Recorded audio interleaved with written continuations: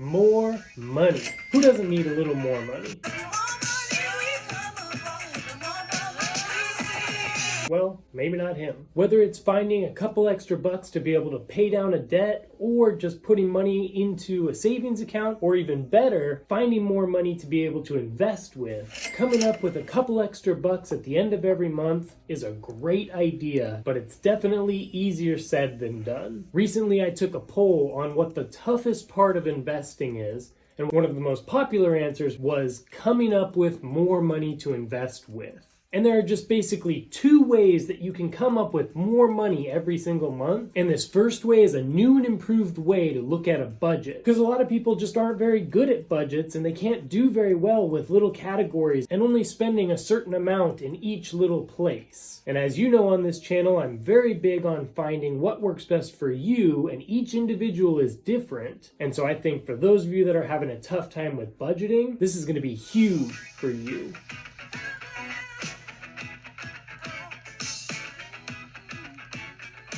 So that first way that you're going to be able to find a little extra money is definitely going to be by implementing some type of a budget. Now, just like I talked about before, if a traditional budget doesn't work for you, maybe you should try this type of budget that I came up with, and I think I'm going to call it net budgeting. Instead of having little categories that might constrict you to only spend a certain amount on that certain thing, this type of budget is going to be more about your total amount of money that you have and spending a certain amount every day.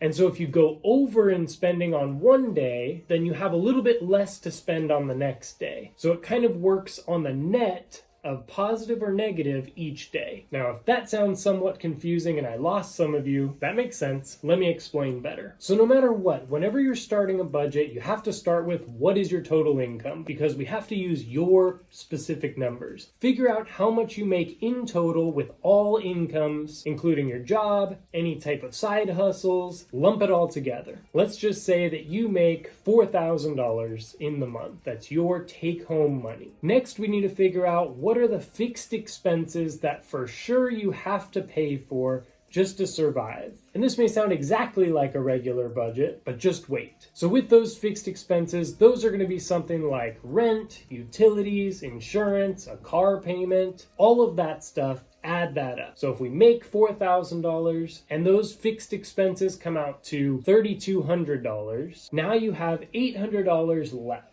Normally in a traditional budget, now we would start categorizing each and every box that you can put that $800 into. $200 to clothing shopping, $100 to gifts, but that's not what we're doing here. Now that we know that we have $800 in total left over, what we want to do is we want to try to figure out a number that we can spend every single day that keeps us below $800. Now, if you're just trying to make it even so that you're living paycheck to paycheck and you're not spending any more money than you bring in, then you'd want it to be exactly even. So you just do 800 divided by 30, since there's usually 30 days in the month. But the secret to this is going to be that we want to actually bring that number down so that we have a little left over at the end of the month. That's at least our goal. So let's say that if you had $800 to spend, let's try to make a goal that you only spend $600. That'll leave you $200 extra to be able to then invest with and turn that into a lot of money later on. Now remember, that's the goal. Even if we mess up and we only have $100 extra, that's still $100 extra that we didn't have before trying this out. So anyway, the way that this works is we're going to take that 800, take away 200 because we're not going to spend that. So now we have $600 total within 30 days. That means that 600 divided by 30 equals $20 per day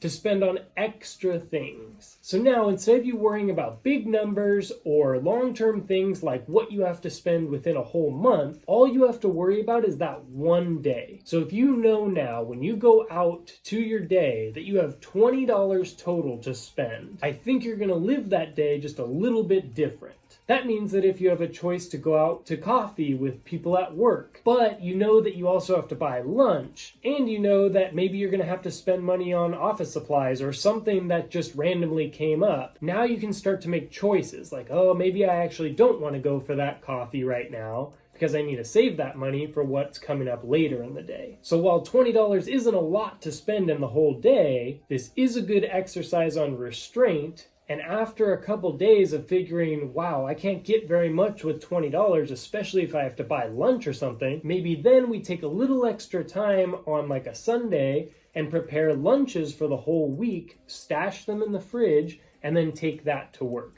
That's going to save you so much more money. With that $20 per day in this example, say you only spend $10 this day. Great job. Now, the best thing that you can do is actually take count of what you're doing each day. So get one of those calendars that are pretty big and that you can write on each day. And what I do personally, especially at the beginning of this, if I was serious about it, every day when I got home, when I know for sure I'm done spending for the day, I would put exactly where I'm at for the month, right? So if it's the first day of the month, let's say it's September 1st, and I only spent $10. That means when I got home, I would put a plus 10 in that September 1st square. Now the next day, I'm still trying to keep it within $20. But let's just say that I happen to go over, and let's just say that I spent $25 that day instead. Then when I got home, September 2nd, what I would write is plus 5, because I spent my full 20 for the day, but then I also spent 5 of that plus 10 that I had from the day before.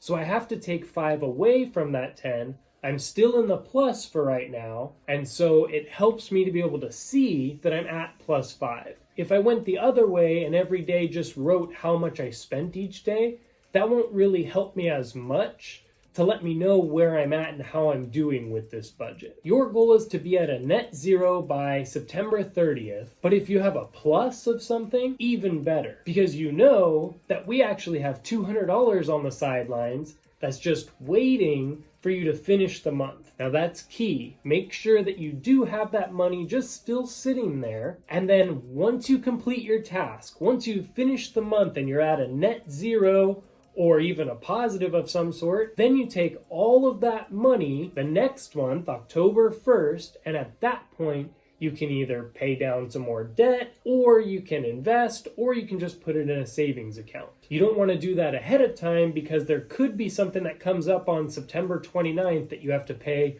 $100 for. And so you don't want to be taking that out of your investment. So make sure you finish the month first and then use that extra money. Now, that was just the first way that we can find some extra money. The second way that we can find some extra money is by increasing your income in some way. And while hopefully you get a raise or you get a new full-time job that pays you more, that's probably not likely to happen today. So the way that you can increase your income today is by introducing some type of a side hustle. One of my students is making literally $10,000 a month as a college student with a full-time class load. So if making some extra money is something that interests you, definitely take a couple minutes and watch this video now.